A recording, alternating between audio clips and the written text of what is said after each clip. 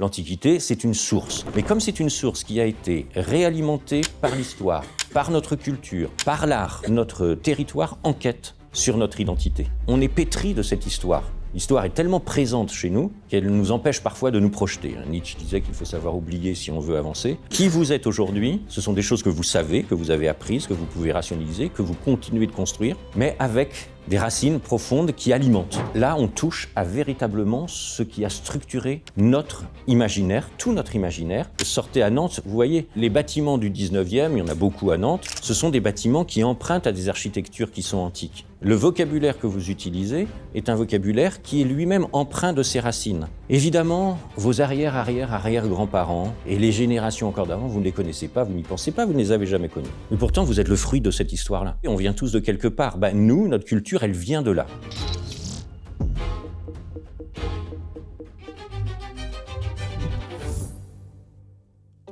Bien, écoutez, bonjour à vous et merci de votre présence. Je me présente très rapidement, donc Frédéric Bretéché, vous m'avez peut-être vu de temps en temps passer sur les différents médias lorsque vous étiez encore préparationnaire, c'est-à-dire il y a quand même assez peu de temps, mais c'est peut-être une autre vie déjà, je pense pour vous. Lorsque Audencia m'a demandé de présenter ce cours, j'ai dit oui immédiatement parce qu'en fait c'est un cours que j'ai déjà proposé dans le catalogue des cours transversaux. Seulement, la démultiplication de mes activités fait qu'aujourd'hui, je n'arrive pas à trouver le temps nécessaire entre mon activité de prof de prépa, les autres choses que je fais, et puis pour caser dans votre emploi du temps, à vous également, les heures qui sont imparties. Donc il m'a fallu, sur ce cours, condenser les choses pour qu'en à peine 2 heures, on puisse faire un petit tour des relations qui existent entre l'Antiquité et le marketing. Alors, c'est un titre que j'ai choisi, l'Antiquité reine du marketing, qui est un titre un peu peut-être provoque, oxymorique à n'en pas douter, évidemment, un peu market aussi, il faut l'avouer, hein, voilà, il y a quelque chose qui peut claquer, mais en tout cas, c'est un titre qui a l'intention de vous montrer que sous des apparences trompeuses, il y a autre chose qui se cache, et à dire vrai, c'est toujours ça que l'on essaye de faire dans un cours, essayer de montrer ce qui se cache derrière. Donc pendant 2 heures, on va essayer d'explorer un peu les relations multifacettes qu'il existe de façon peut-être inattendue entre l'Antiquité et le marketing, à travers plusieurs étapes qui seront alimentées par des projections de vidéos, de pubs, enfin, ou d'images, pour que l'on comprenne bien ce dont il est question. Ça pourrait être interactif si vous souhaitez intervenir, si je vous le demande. Voilà, si vous souhaitez prendre la parole, il n'y a absolument aucun problème. Au contraire, ce sera avec grand plaisir. Donc, je vous invite à faire en sorte que nous commencions dès maintenant, si vous êtes bien installés. Il y en a certains en position, on est quasiment... C'est bon? Je vous réveille un moment où... non, ça ira? Oui? Non? Bien installé, c'est bon? Bon, c'est parfait. Alors, on y va. Donc, avant de commencer, je voudrais vous soumettre une interrogation. Si l'on demande à un quidam, une personne lambda dans la rue, de donner quelques marques occidentales, des marques fortes, des marques qui impriment sur notre modernité, sur votre actualité, sur votre vie de tous les jours, de leur présence. Je pense qu'on pourrait aller chercher du côté de Amazon, Apple, Nike, Hermès, parmi beaucoup d'autres. Bon. Alors évidemment, ma proposition, elle est un peu ciblée, vous l'aurez rapidement compris, tout simplement parce que ces noms-là ont à voir immédiatement, sans qu'on s'en rende compte nécessairement, avec le domaine de l'Antiquité. Si je prends Apple, par exemple, c'est une pomme.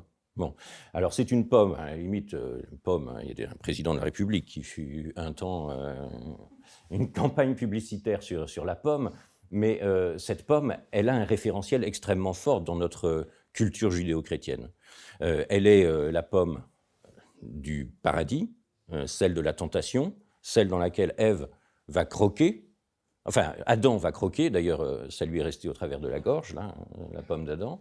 Ève a été la tentatrice, et d'ailleurs, le logo d'Apple, c'est bien une pomme croquée. Alors, on est d'accord pour dire que la raison pour laquelle la pomme d'Apple a été croquée, ce n'est pas exactement la même raison. C'est un hommage, vous savez, crypté à Alan Turing.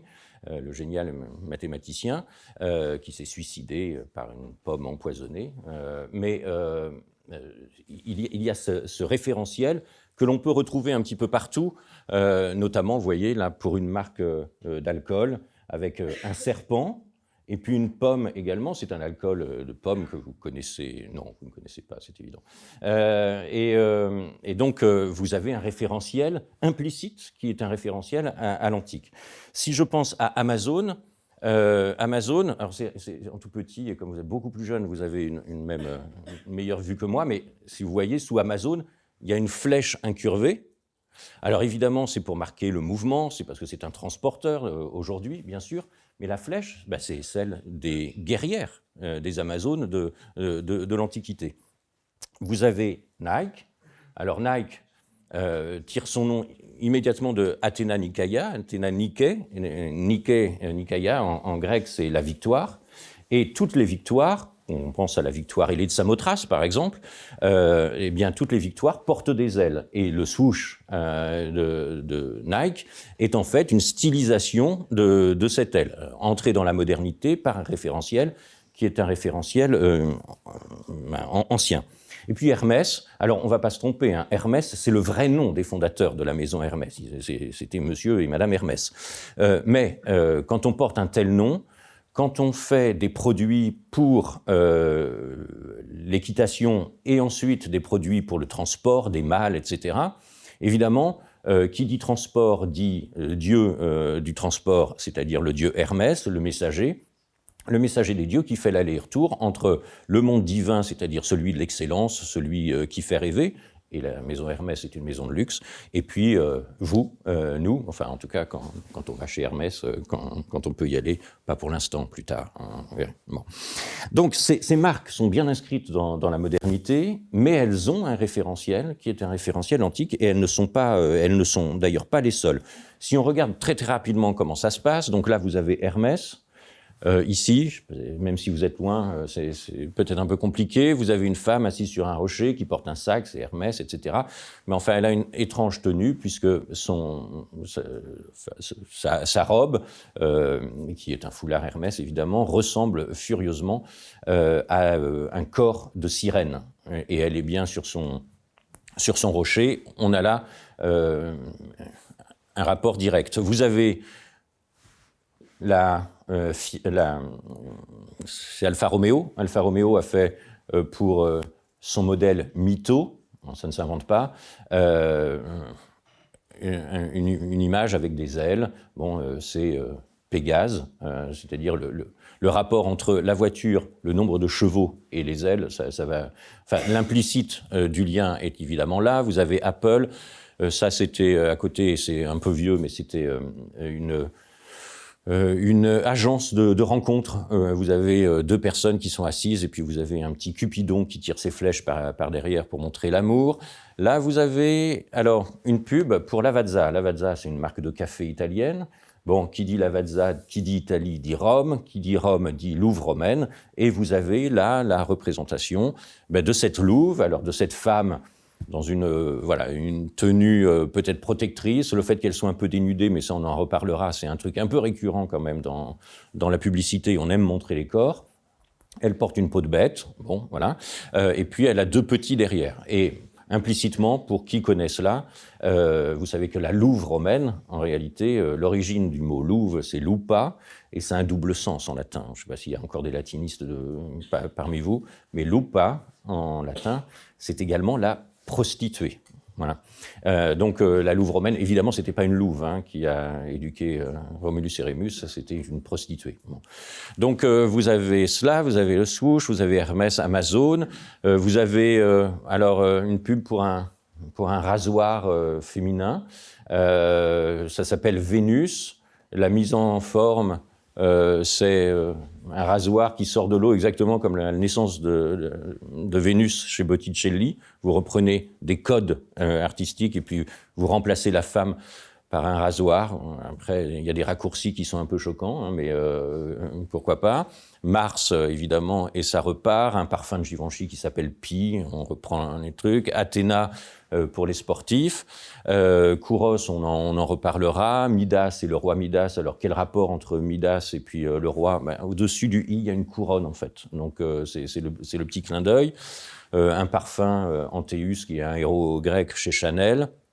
Vous avez Achille, clin d'œil amusant, avoir des chaussettes que l'on met sur ses talons et les appeler Achille, sachant que la faiblesse d'Achille, c'est bien le talon.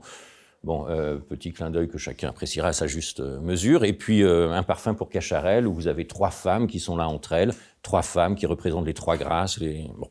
Donc on pourrait multiplier, en fait, je ne dis pas à l'infini, hein, le référentiel, mais il est bel et bien là, suffisamment là, évidemment, pour que l'on... on s'y intéresse. Et si on doit s'y intéresser, c'est que ce recours dit quelque chose également de nous. Ce recours dit que quand on fait appel à un référentiel, on plonge ses racines dans quelque chose d'extrêmement profond. Et notre pensée occidentale est profondément ancrée, du point de vue de ses racines culturelles, dans 2 éléments sur lesquels joue et l'Antiquité, à travers la mythologie au sens large du terme, qu'elle soit grecque, qu'elle soit latine ou qu'elle soit biblique également, hein, parce qu'on verra qu'il y a des référents bibliques que l'on retrouve régulièrement. Donc, des racines là, antiques, mais également dans notre quotidien, dans notre façon de penser aujourd'hui, qui hérite directement de l'Antiquité. Les structures de notre pensée, comme disait Jean-Pierre Vernant, sont bien là et ancrées dans cette Antiquité, qui a joué sur 2 choses, le logos, le discours, ce que je suis en train de faire devant vous, c'est-à-dire articuler une pensée à travers des mots qui sont organisés, et puis à côté de ce logos, vous avez le mythos, c'est-à-dire un appel à l'imagination, à la sensibilité, à un imaginaire qui échappe en réalité à la raison, mais vous le savez, puisque je pense que vous avez travaillé sur l'encyclopédie, ou en tout cas le XVIIIe siècle. Je ne sais pas si vous vous rappelez, l'encyclopédie de Diderot et d'Alembert au XVIIIe siècle commence par une gravure, et cette gravure, c'est ce qu'on appelle le frontispice. Et dans ce frontispice, vous avez au centre la figure de la vérité, qui est voilée, et d'un côté, vous avez la philosophie, la raison, les sciences qui essayent de dévoiler. Donc ça, c'est le logos. Mais de l'autre côté, vous avez l'imagination qui veut apporter des guirlandes, et puis tous les arts qui veulent parer la vérité d'attributs pour éviter qu'elle n'apparaisse toute nue. Et en réalité, nous qui sommes les enfants des Lumières, on joue sur ces 2 piliers toujours. On voudrait découvrir la vérité par la raison, etc. Et la raison, ça fonctionne à plein, mais la raison, ce n'est pas suffisant. On veut la vérité parce que précisément, elle est inaccessible. Et on s'organise pour faire en sorte qu'elle soit inaccessible. Donc, c'est le premier point sur lequel je vais m'arrêter. Le marketing existe en réalité avant le marché. Il y a une forme de marketing d'avant le marché. Marketing, vous savez, ça vient de market, c'est-à-dire le marché, un peu comme l'agora. C'est cette place où les idées, les personnes circulent, les biens également, on vend des choses, mais la politique est là aussi. Et puis là où les conteurs, les aèdes racontent des histoires, c'est également sur l'agora. Donc le marketing en appelle à tous ces éléments qui le rattachent directement à des éléments qui sont des éléments structurels de notre société. Donc, commençons par la chose la plus simple. Le marketing ne commence pas par le marché, le marketing commence par un récit. Le marketing commence par ça. Il s'agit de trouver un récit. Alors, prenons un exemple très simple. Hésiode, la Théogonie. Je ne sais pas si ça vous rappelle quelques souvenirs, mais dans la Théogonie, Hésiode, qui est un poète de la même période qu'Homère, retrace la généalogie des dieux de l'Olympe. Son poème est un poème ancien, parfois un peu difficile à traduire, un peu obscur, et qui est consacré donc à l'origine des dieux. En fait, il est assez peu business compatible, a priori. Enfin, on ne va pas aller lire ça d'abord quand on va faire du business. Mais en réalité, c'est un chef-d'œuvre de structuration symbolique. En effet, Hésiode fait 3 choses absolument essentielles, qui ne seront pas étrangères d'ailleurs à ce que fera ensuite Platon dans les mythes dont il parsème ses dialogues philosophiques, il va faire trois choses qui structurent notre rapport à l'image. Vous êtes des spécialistes de l'image, je crois.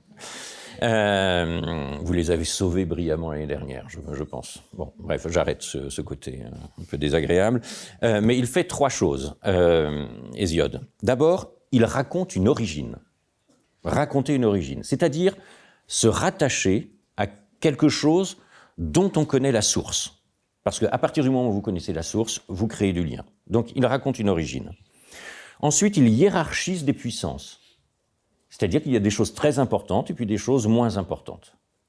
Donc, trouver l'origine, hiérarchiser les puissances, et puis la troisième chose que fait Hésiode, c'est qu'il rend cette hiérarchie désirable et nécessaire. Ou disons d'abord nécessaire et ensuite désirable. Or, ces points sont absolument essentiels dans toute la mise en place de toute stratégie marketing. Et allons un peu plus loin, si vous voulez bien, en nous appuyant sur d'autres analyses. Des analyses de Paul Venn, je ne sais pas si ça vous dit quelque chose, c'est un historien, philosophe, Paul Venn, qui s'est intéressé beaucoup à l'Antiquité. Et Paul Venn, s'intéressant à l'art du discours plus particulièrement, du discours narratif, que l'on pourrait appeler, nous, pour les besoins du cours, storytelling, donc ce discours-là, a besoin de trois éléments constitutifs. Pour qu'il y ait un véritable storytelling, il faut qu'il y ait trois éléments constitutifs. D'abord, l'événement est censé s'être déroulé dans un temps d'avant le temps. Dans un temps que l'on pourrait appeler un temps primordial, au sens large du terme, donc, qui est antérieur, qui est hétérogène à notre temps présent.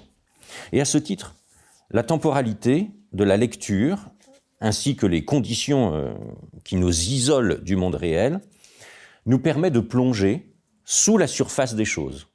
En appeler à un temps primordial, c'est aller sous la surface des choses. C'est se connecter à des éléments qui sont des éléments qui créent un lien, entre nous et ce qui nous précède. En second lieu, nous dit Paul Venn, il s'agit d'un élément fondateur, un événement constitutif et un événement explicatif, en ce sens qu'il fournit l'explication d'une réalité que l'on peut constater, que l'on peut observer aujourd'hui, donc qui est consultable directement. Et puis, nous dit Paul Venn, il y a un troisième élément, c'est que les acteurs de cet événement ont été des humains qui nous ressemblent, mais qui ne sont pas tout à fait humains. Ce sont des humains qui sont des supra-humains, des humains ou des êtres en tout cas qui appartiennent à une autre réalité que la nôtre, pour être à la fois proches et reconnaissables, mais également suffisamment distants pour qu'ils ne soient pas totalement nous et qu'ils deviennent de ce fait désirables. Et puis on pourrait peut-être ajouter à ce que dit Paul Venn un quatrième élément. Ce quatrième élément caractéristique, c'est que dans un mythe, il n'y a eu aucun témoin de ce qui est rapporté. Pas de témoin. Quand il y a le logos, c'est la grosse différence étymologiquement entre logos et mythos, quand il y a le logos, il y a eu un témoin de ce qui s'est passé et donc son discours dit quelque chose qui correspond au réel et qui est vrai. Tandis que dans le mythos, comme il n'y a pas de discours, comme il n'y a pas de témoin, on ne sait pas si ça s'est passé ou pas. Ça peut faire très bien appel à l'imaginaire. Mais peu importe, qu'il s'agisse du réel ou de l'imaginaire, le discours va se charger de créer cette connexion, et la connexion entre la chose, qu'elle soit réelle ou imaginaire, ou théorique. Donc la connexion entre cette chose et le discours, c'est ce qu'on appelle le vrai. La vérité, c'est la concordance entre le discours qu'on porte sur une chose et la chose elle-même. Que cette chose soit théorique ou qu'elle soit réelle et observable. Alors, avant d'aller plus loin et de nous appuyer sur un autre chercheur, qui est Georges Dumézil, je vous propose de regarder... Hop, alors, on va faire ça, si ça fonctionne. Bon, là, juste pour voir, parce que l'Antiquité, elle est partout. Du théâtre Gralin jusqu'à jusqu'à la Maison Blanche, on retrouve la même chose. Je m'arrête juste là sur le swoosh et sur une Rolls-Royce. Quel rapport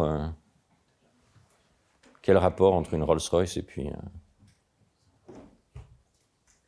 Je vous ai montré le théâtre Graslin. Vous avez vu le théâtre Graslin. Le théâtre Graslin, faites un petit effort. Si vous regardez la calandre d'une Rolls-Royce, même aujourd'hui encore, même si ça a été modernisé, un peu aplati, en général, ça se présente sous cette forme-là. Vous avez des barres et puis une espèce de chapiteau. Et au-dessus du chapiteau, vous avez leur statuette, là, qui ressemble furieusement à une victoire ailée, une femme penchée avec deux ailes. Bon. La calandre d'une Rolls-Royce, c'est la façade d'un temple. Et là, le cheminement se fait automatiquement. Par là, on entre dans un temple. Qui est à l'intérieur du temple, qui siège, non pas en conduisant, évidemment. On ne conduit pas une Rolls-Royce, on est conduit dans une Rolls-Royce. Qui est dans un temple, assis et trônant, c'est un dieu.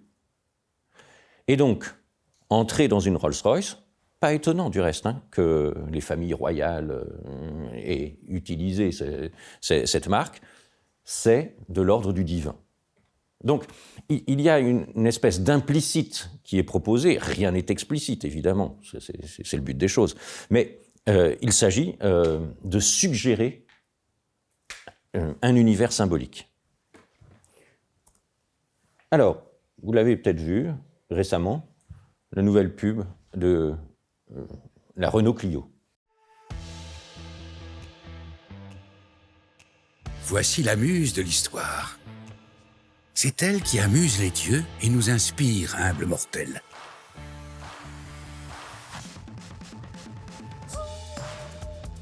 Adorée par son père Zeus, qui l'a chargée d'être la gardienne de l'histoire. De toutes les histoires, comme celle d'Aphrodite, en quête d'amour, encore et toujours.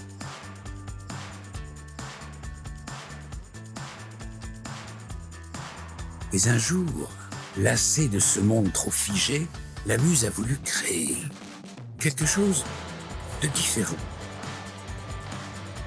qui porterait son nom. Clio. Bon, j'arrête là. Si on regarde juste sur le format, 2/3, c'est une histoire qui est racontée. Donc on est bien dans le storytelling. Et puis le reste, c'est sous forme d'image, on montre les aspects des nouvelles technologies, etc. Il n'empêche que, de façon un peu étrange tout de même, on réinstalle la Clio dans un historique quasiment totalement mythique. Alors c'est traité sur le mode du décalé, vous l'avez vu. Il n'empêche que il y a une véritable volonté ici. C'est étonnant, on peut se dire, mais pourquoi en appelle-t-il finalement à cela ? Pourquoi en appelle-t-il finalement à cela ? C'est ce que je suggérais tout à l'heure. Cette marque, elle existe. La Clio, il y a eu plusieurs générations de Clio. Donc c'est une histoire qui continue. Mais si cette histoire continue, c'est qu'elle s'est installée dans notre histoire, et peut-être dans l'histoire, avec un grand H, qu'il s'agit de réinventer, c'est le slogan, l'histoire réinventée. Et comment est-ce qu'on invente le mieux possible l'histoire ? C'est de tout simplement la rattacher à une histoire primordiale, une histoire primitive. Bon. Donc on retrouve bien ici les quatre volets, les 4 points évoqués par Paul Venn au sujet des mythes, et donc parce qu'on s'inscrit dans un temps immuable. Un peu contrairement aux contes de fées par exemple, parce que les contes de fées, finalement, racontent juste des histoires. Là, ce ne sont pas que des contes de fées. Ça s'inscrit dans le mythe parce qu'il y a une clé explicative à ce que l'on peut observer. L'histoire est en route. Pour jouer sur les mots, l'histoire est en route. Le mythe auquel emprunte le marketing donc, ne relève pas d'un récit purement gratuit. Il va suggérer des hypothèses explicatives qui ne sont soumises évidemment à aucune vérification, ça va de soi, ni à aucune, pensée théorique, tout simplement parce que s'il y a pensée théorique, il y a distanciation de l'objet que l'on pense. Pensée théoriquement, un objet, c'est, étymologiquement, vous savez, le mot objet, c'est jeter devant soi, objet. Et donc, si vous jetez l'objet devant vous, vous le mettez à distance, et il n'y a plus d'adhésion immédiate. Donc, si vous évitez la pensée théorique et que vous empruntez plutôt à l'image, et ça on le sait très bien, l'image a un pouvoir de fascination immédiat, il y a adhésion. Mais si dans cette image, il y a une histoire qui est racontée, cette adhésion n'est pas que de surface, comme beaucoup d'images le sont, elle est au contraire ancrée dans un véritable imaginaire qui peut se mettre en place. Alors, à côté de Paul Venn, on a également un comparatiste très important qui s'appelle Georges Dumézil. Et Georges Dumézil, lui aussi, s'est penché sur une triade trifonctionnelle des activités humaines. Et ces activités humaines, il remarque qu'elles se répartissent en 3 grandes catégories. Ces activités, et vous allez voir tout de suite que ça va vous parler si vous repensez à toutes les pubs que vous avez pu voir dans votre vie. Le premier élément de cette triade, c'est la souveraineté. Donc, toutes les activités humaines tournent autour d'une triade. La première, la souveraineté, l'idée de la souveraineté, qui renvoie donc à toutes les manifestations de pouvoir, et qui inscrivent le récit dans un ordre politique, c'est-à-dire l'ordre de la cité, là où on va tenter de faire unité, là où on peut s'organiser, là où on va trouver une identité commune. Donc, ce qui permet de faire corps. Le deuxième élément de cette triade, c'est la fonction guerrière. Dans toutes les sociétés, il y a cette fonction guerrière, où il est question des rapports de force, où il est question de la violence, il est question de l'énergie, il est question du combat pour la vie ou pour la survie. Puis le troisième élément de cette triade, c'est la fonction productive et reproductive. Ça appelle à la séduction, ça appelle à la présence du corps, et on ne peut nier que dans la pub, le corps est extrêmement présent. Ça appelle au désir, ça appelle à l'érotisme, ça appelle même, dans plusieurs pubs, à un imaginaire sexuel. Bon, on l'a vu tout à l'heure avec la louve. Finalement, c'est quand même extrêmement ambigu comme truc. Donc, il y a cette trifonctionnalité de la souveraineté, de la fonction guerrière, et puis de la fonction productive et reproductive. Autant dire que le marketing peut très facilement épouser les contours de ces 3 fonctions, tant il est vrai que le marketing est un processus qui vise à rendre un produit, un service, ou même une idée ou un réel, désirable, dans un but commercial, dans un but politique, quoi qu'il en soit, dans un contexte concurrentiel. Et c'est exactement ce que doit faire une marque si elle veut devenir forte. Elle doit entrer dans ce contexte concurrentiel en jouant sur les différents aspects qui sont structurels pour notre façon d'appréhender les choses. Le pouvoir, la guerre, c'est-à-dire la force, la violence, et puis le pouvoir de désir, le pouvoir de séduction. Et de fait, le marketing fonctionne encore mieux quand il fait appel à des référents mythiques, parce que le référent mythique passe sous tous les radars de l'explication logique. Tout devient dès lors désirable parce que cela appelle quelque chose qui est plus ancien que nous, dont nous ne nous rendons pas nécessairement compte. Ce sur quoi joue le marketing, pour susciter un désir, c'est sur des choses qui sont enfouies dont on n'a pas nécessairement conscience. Suggérer l'envie, alors que les choses sont devant nous, ça ne sert à rien. Les choses sont devant nous, on en a nécessairement envie. Mais créer l'envie, créer le désir, nécessite de passer sous les radars du visible, sous les radars en tout cas d'une compréhension immédiate et logique des choses. Alors, cela se fait dans les produits manufacturés, mais cela se fait également dans tous les domaines. Le domaine politique, y compris le domaine musical. Alors, dans le domaine musical, on a des produits désormais. On n'a pas que des œuvres d'art, je ne veux insulter personne évidemment, mais on a des produits et ces produits sont marketés. Ils sont faits pour devenir eux-mêmes désirables et s'inscrire dans une longévité, une histoire, la relation entre un artiste et son public, Pourquoi pas devenir une histoire qui perdure au-delà de la mort de l'artiste, bref, s'inscrire dans l'histoire. Il y a malgré tout une volonté chez beaucoup d'artistes de marquer de leur empreinte autre chose que leur simple présent, là, en faisant leur pas d'artiste. Il y a une volonté, plus ou moins affichée, d'aller au-delà d'eux-mêmes, et c'est bien pour cela d'ailleurs que l'on crée en général. Hein. Si on crée, c'est pour se succéder à soi-même, d'une façon générale. Donc, on a cela chez des artistes, et chez des artistes parfois tout à fait inattendus, mais totalement même inattendus. Le morceau que je vais vous proposer, là, sur lequel on va peut-être un tout petit peu s'arrêter, me pousse, dans cette vénérable institution, à avertir les âmes sensibles, car le clip que je vais vous passer, donc qui est fait pour accrocher, c'est le sens de clip évidemment, on accroche, télégraphe, ce clip-là, c'est un clip de Lil Nas X, que vous connaissez très vraisemblablement, voilà. Donc, ce chanteur, rappeur américain, militant parfaitement décomplexé des droits pour les homosexuels, etc. Bref, la liberté, mais qui a un message à passer. C'est en ce sens qu'il y a une part de marketing là-dedans. Il y a un message à passer. Bon, vous savez que son vrai prénom, c'est Montero, Lil Nas X. Et précisément, il a fait un morceau en quelque sorte autobiographique, puisqu'il porte son nom, avec un sous-titre, « Call Me By Your Name ».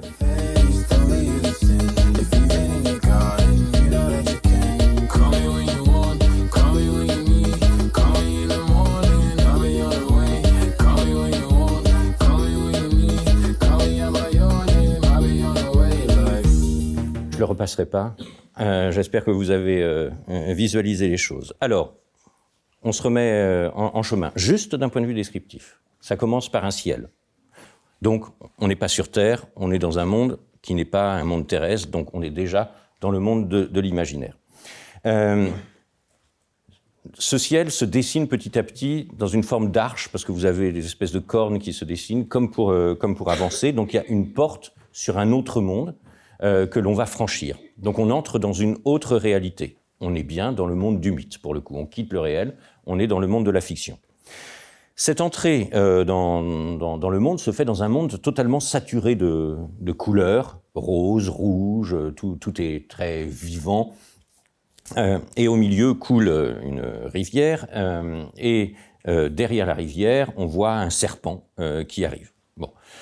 D'emblée, si on essaye d'imaginer ce que c'est, on est sur paradis, on a les éléments, tout est beau, voilà. Il y a une espèce de profusion de tout, c'est joyeux. Alors c'est revisité évidemment pour l'univers actuel, mais bon. Donc on a ces éléments. Donc un paysage fleuri, totalement apaisé, où l'on croise pour commencer des architectures antiques, grecques, hein, on a un chapiteau, puis également des architectures en ogive. Là, on est plus sur quelque chose qui est un univers biblique, religieux, et puis on a des colonnes brisées en lieu et place des pierres. Donc, on est dans cet enclos, étymologiquement paradisos, on est dans cet enclos où tout semble être absolument parfait, où le temps s'est suspendu. Et puis on va zoomer sur un arbre aux couleurs un peu irréelles et aux formes elles-mêmes stylisées, qui pourrait être très bien, au milieu de ce paradis, l'arbre de la connaissance du bien et du mal, au pied duquel se trouve un homme, donc homme en hébreu, Adam, quoi, enfin voilà, donc on va l'appeler, c'est Adam qui est là, et qui joue de la guitare et qui chante. Alors là, on a une espèce de mixte entre Adam et Orphée, celui qui est capable, avec un instrument de musique, d'enchanter le monde dans lequel il vit.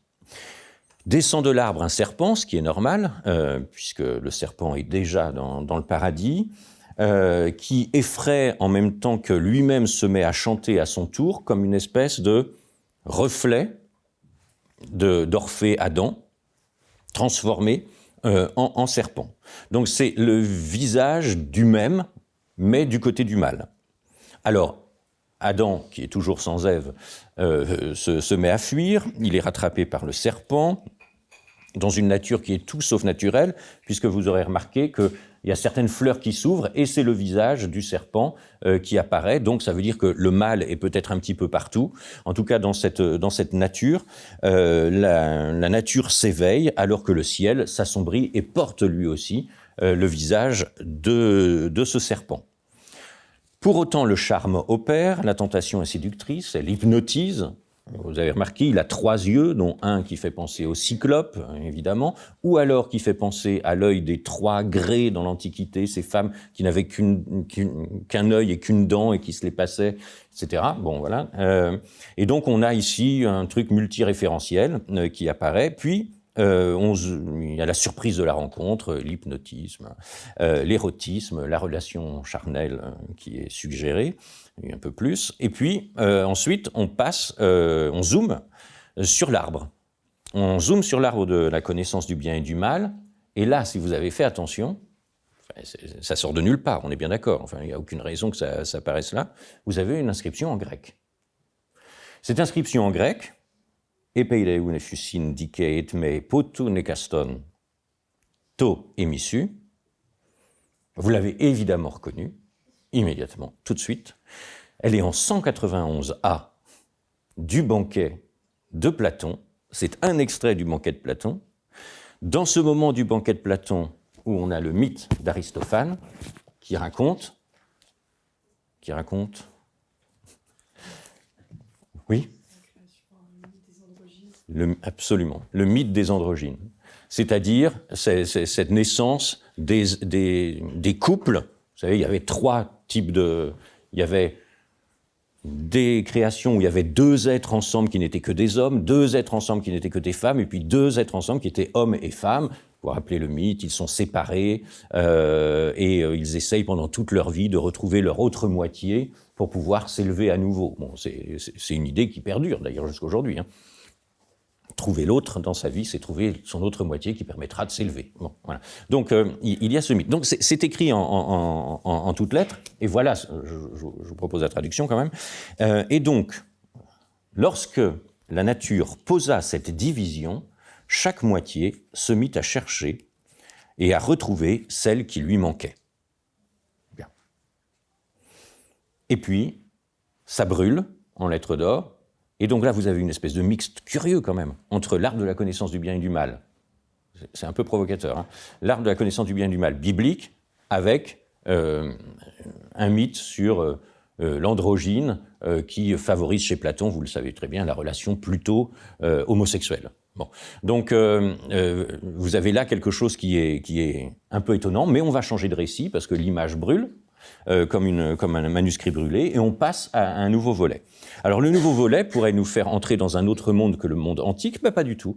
On reste dans le monde antique. Alors, ok, de côté un peu décalé, il y a des grosses perruques 18e, etc. On est dans du violet, du rose, du bleu, bon. Donc on est dans le cliché, véritablement. Et le prisonnier est accompagné de 2 autres personnes. Donc ça crée un groupe de 3. On reprend le motif 3 que l'on retrouve très très souvent dans l'Antiquité. Et le tout dans un environnement qui est un environnement d'amphithéâtre. Donc on est dans un amphithéâtre. Il est transformé en quelque sorte en gladiateur. Alors le gladiateur sexy, qui a sa petite fourrure, etc. Bon, très bien, mais enfin c'est un gladiateur. Le gladiateur des temps modernes, enchaîné exactement comme Prométhée était enchaîné. Prométhée, vous vous rappelez qu'il avait donné la connaissance, et ça c'est le lien avec la séquence précédente, la connaissance aux hommes, après avoir volé le feu sacré dans l'Olympe. Donc, on a là une reprise d'éléments, et ce gladiateur qui devient Prométhée est lapidé. Alors bon, on est d'accord, c'est fait sur le mode décalé, il reçoit une pierre là, pof, il fait comme ça et on dit qu'il est mort. Bon, mais lapidé par une foule qui se ressemble, et d'une certaine manière qui a les mêmes traits également que le gladiateur. Comme si il y avait dans ce lieu le jugement d'un homme par d'autres qui était également lui-même. Comme si ce qu'il avait à dire, être Montero, c'est-à-dire être soi-même, c'était s'exposer au regard d'autrui mais c'était aussi s'exposer à son propre regard, c'est-à-dire être de soi-même le juge sans cesse. Et donc une personnalité finalement éclatée, démultipliée, qui donne à voir la violence d'un conflit intérieur où les juges ne sont autres que lui-même. Il meurt, changement de récit. Donc troisième récit, toujours en 3 évidemment. Élévation vers un ange, mais il est mort, c'est normal, donc il s'élève vers un ange qui est là, mais arrive une barre de pole dance et il la saisit. Finalement, il préfère l'enfer au paradis. C'est sans doute plus fun. Donc il décide de descendre aux enfers et là aussi on retrouve encore les éléments. Les éléments d'amphithéâtre, jusqu'à un imaginaire que l'on reconnaît très bien, une imagerie en tout cas, qui est celle des enfers. On est dans du rouge, du noir, il y a des flammes, etc. Il y a les portes des enfers qui s'ouvrent. Il arrive devant Satan, sur son trône, et, alors c'est passé trop vite, mais je pourrais vous le montrer, ce que je ne ferai pas, mais il y a une inscription latine qui est inscrite au sol. Et cette inscription latine, c'est damnant quod not intellegunt. C'est une citation qu'on attribue à Quintilien, en fait qui dérive de Cicéron, mais peu importe. Et cette expression latine dit « Ils condamnent ce qu'ils ne comprennent pas ». Il y a un vrai discours qui est porté derrière. Hein. Il y a un vrai discours. Après Platon, ce qu'est l'amour finalement, bon, l'amour réel, et la connaissance de l'amour réel qui s'inscrit sur cet arbre, il y a un procès qui est adressé aux gens qui regardent le clip. On a tendance à condamner ce qu'on ne connaît pas. Bon. Voilà. Donc, on a cela, danse de séduction, mais qui se retourne contre le diable, il prend la place. Bon, voilà, il faut en finir avec le clip. Donc, on se rend compte que cet objet-là mêle plusieurs sources mythiques. Il s'agit de raconter sa propre histoire, celle de l'acceptation de son homosexualité, de son identité, d'en jouer, comme on joue avec le feu, évidemment, en même temps que l'on veut exercer sur la société une forme de pression, en envoyant un message, en rattachant toutes sortes de codifications culturelles qui font du héros, qui a été nos trois étapes, un être mythique, sur une base philosophique, propre à apporter aux autres de la connaissance, quitte à se damner, puisque exactement comme dans la caverne de Platon, le philosophe, celui qui éclaire, retourne dans la caverne et est tué par les autres. Donc savoir, c'est se condamner à une forme de damnation perpétuelle, parce que les autres, en général, vous exécutent pour ce que vous savez, vous, de plus qu'eux. Voilà, donc ce clip nous met dans cette situation de raconter ce qu'est un homme, ce qu'est un héros, et peut-être également ce qu'est un dieu, car, et c'est le deuxième point de mon propos, je vous assure que faire tenir ce cours qui faisait 14 heures en 2 heures, c'est au pas de charge, mais je suis obligé, hein, je suis navré. Hein. Bon, donc deuxième point, le héros, la divinité antique, on est ici dans ça c'est la naissance du personal branding, hein, véritablement. Donc, vous savez, cette façon qu'on a de promouvoir son image, ses compétences, pour en faire la promotion et augmenter sa visibilité. Alors, qui dit antiquité dit héros et dieu, et on en a à l'appel, hein, des Achilles, des Ulysse, des Hercule, des Ajax, pour récurer les cuisines, Athéna, Artémis, Zeus, etc., Apollon. Bon. Les héros et les dieux sont des figures centrales du marketing parce qu'ils sont des figures exemplaires. Ce sont des figures exemplaires d'une identification fantasmée. 3 traits les caractérisent. 1, une singularité identificatrice.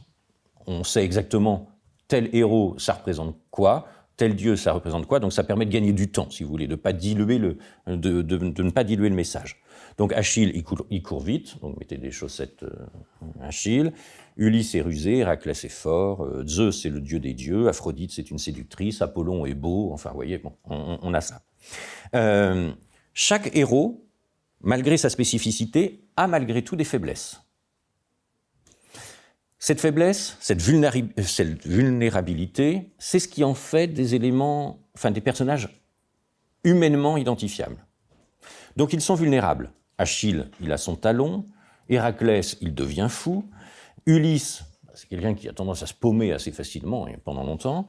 Zeus, il a des coups de foudre, dans les deux sens, hein. Il tombe rapidement amoureux et puis il balance de la foudre. Aphrodite, elle est tentatrice et infidèle, et Apollon est volontiers méprisant du haut de sa beauté. Puis ils ont en commun également une trajectoire, et cette trajectoire fait récit. Ils ont des exploits, ils ont des épreuves, éventuellement ils chutent, et d'ailleurs il n'y a pas de héros qui ne chute pas. Tout héros doit chuter pour devenir héroïque. Je ne sais pas si vous connaissez le petit texte pour les amoureux du foot, de Philippe Toussaint qui s'appelle « La mélancolie de Zidane ». Comment Zidane est devenu une figure héroïque? Tout simplement parce qu'il a donné un coup de boule à Materazzi. Et donc ça l'a fait chuter, ça nous a tous fait chuter du reste. Mais il fallait qu'il fasse ça pour être élu héros. On aurait pu lui en vouloir? Pas du tout. Il est devenu une figure quasiment héroïque. Voilà, donc ils ont besoin de cela pour s'inscrire dans la mémoire collective. Il ne faut pas qu'il soit trop parfait. Il faut qu'il fasse quelque chose qui est un peu moche. Donc les héros et les dieux sont déjà des marques incarnées d'une certaine manière, au point de se suffire à elles-mêmes. Donc les chaussettes Achille, ou alors juste la marque DS chez Citroën. DS, quoi, tout simplement. Donc il y a quelque chose de divin. Ils ne se définissent pas pour ce qu'ils sont, mais pour l'histoire qu'ils portent avec eux. Et c'est exactement la logique d'une marque, qui imprime de son empreinte, ou qui veut imprimer de son empreinte, le réel. On adhère moins, en fait, à la compétence de la marque, à une qualité particulière de la marque, qu'à une narration stabilisée qui fait son identité.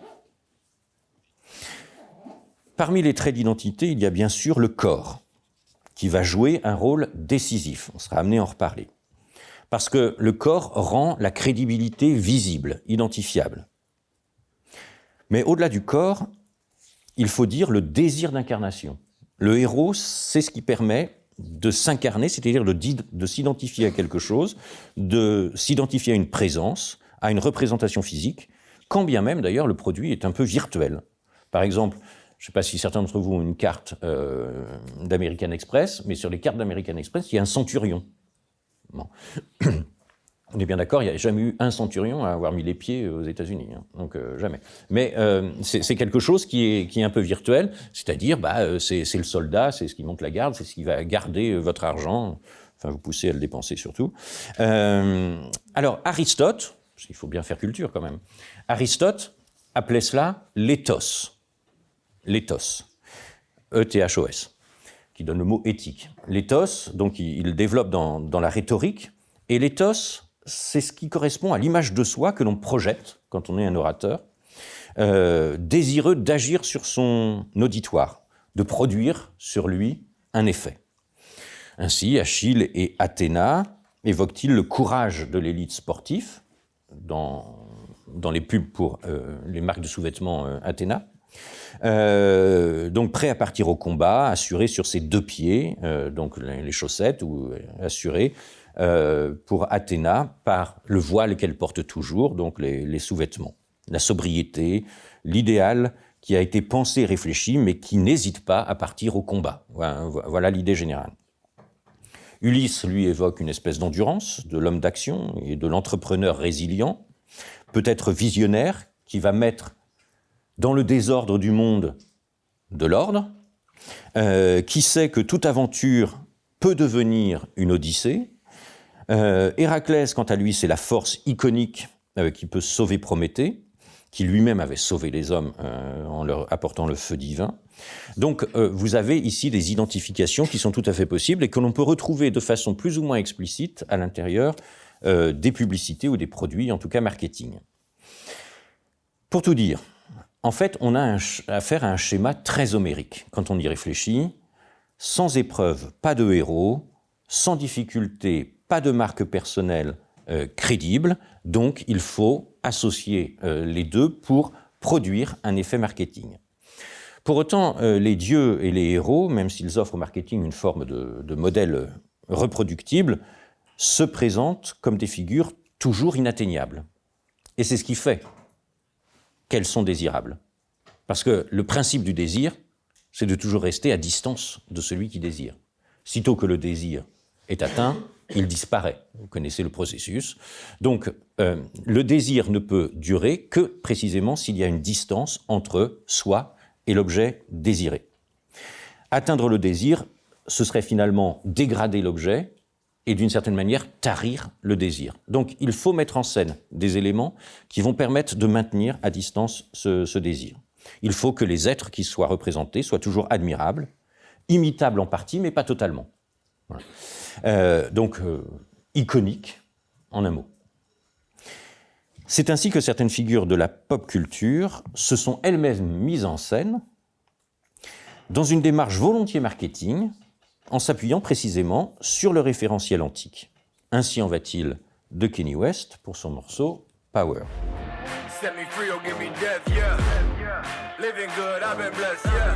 Shout out all my enemies, all the best. You can set me free or give me death, man, I'm on. Mais si on regarde juste les choses telles qu'elles se présentent, vous avez le héros central, là c'est parfaitement symétrique, il est au centre de tout cela, une architecture sans fond derrière qui nous envoie à un passé mythique qui n'a pas de limite, et puis toute une armée de représentations symboliques qu'il y a autour, jusqu'à l'archange, la femme qui est devant, qui a 4 ailes. Donc là, on est vraiment dans la représentation de l'archange, mais qui est une représentation féminine. D'autres femmes, alors celles avec des bâtons et puis des cornes qui renvoie à quelque chose de peut-être infernal dans les représentations classiques. La femme, elle a quelque chose d'infernal parce que c'est la tentatrice permanente. On se défait difficilement des schémas anciens, surtout quand on est un rappeur américain et surtout quand on s'appelle Kanye West. Et puis, vous avez des femmes également avec des urnes. Alors, ça fait penser au tonneau des Danaïdes. Les Danaïdes, vous savez, qui doivent remplir sans cesse un tonneau sans fond pour avoir tué leurs époux. Toutes ensemble. Et puis, vous avez quand même quelques hommes qui apparaissent sur les côtés, qui sont la marque de la force, de la brutalité qui intervient et qui sont une forme de prise de risque. Beyoncé annonce sa grossesse. Alors, on n'a pas tous les mêmes façons d'annoncer une grossesse. C'est Beyoncé qui annonce sa grossesse. Bon, mise en scène qui emprunte totalement, pour une artiste américaine, faut pas l'oublier, il y a quelque chose de troublant quand même.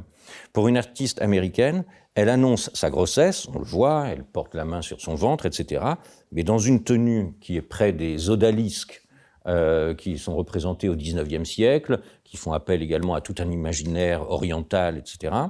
Mais qu'est-ce que l'on remarque ?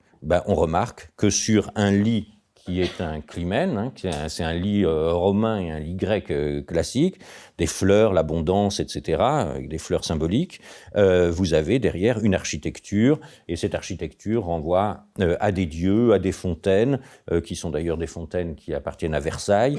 Vous avez un buste de Néfertiti qui est derrière, vous avez une architecture qui est entre l'architecture ancienne et l'architecture de la Renaissance. Vous avez également une représentation du Sphinx qui est sur la droite.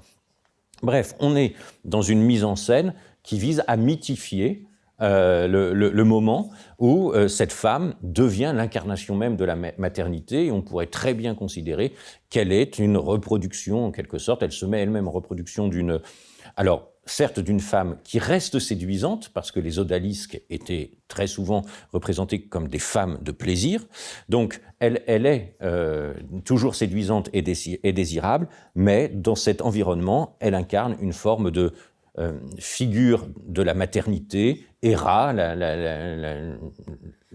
déesse maternelle du panthéon grec, qui l'inscrit totalement dans cette vision des choses. Donc on a là une divinité, un héros qui est déjà une marque incarnée en fait, et surtout lorsque ces marques sont incarnées par des stars qui, d'une certaine manière, sont des étoiles qui elles-mêmes brillent. Donc il y a une espèce de mélange des genres ici, dont la publicité ensuite, notamment dans le domaine du parfum, s'est saisie. Alors je vais avancer en spoilant un peu certains trucs. J'aurai pas le temps de montrer tout ce que j'ai en réserve, mais pour une publicité... Drop that. Yeah, feel the funk, y'all. Yeah, feel the funk, y'all. Yeah, you lay back in the cut. What's up? What's up? From Alpha to Omega, VHS to Beta, PlayStation to Sega, my skill is still greater. The sickest thing since BD, wicked like VG. Live my life crooked like the left finger on ET. Please believe me, this be the realest thing I ever wrote. Right after. Bien, Dior, donc Cocteau avait dit, vous savez qu'il avait ce nom divin d'associer à la fois Dieu et l'or, bon, d'où les tonalités d'ailleurs qui sont ici retrouvées. Bon, tout cela pour dire que le recours à cet imaginaire antique, nécessairement revisité pour les codes contemporains, fait que le personnage qui est mis en œuvre ne vend plus seulement un produit. C'est plus seulement un produit que l'on vend. C'est ça le côté un peu étonnant, décalé. On ne vend plus nécessairement un produit, on vend la possibilité d'un imaginaire. Et d'un imaginaire d'une autre version de soi, une version de soi que l'on pourrait adorer, comme chez Dior. C'est ça que l'on recherche. Et c'est bien ça le personal branding. Hein. C'est comme ça qu'il peut fonctionner.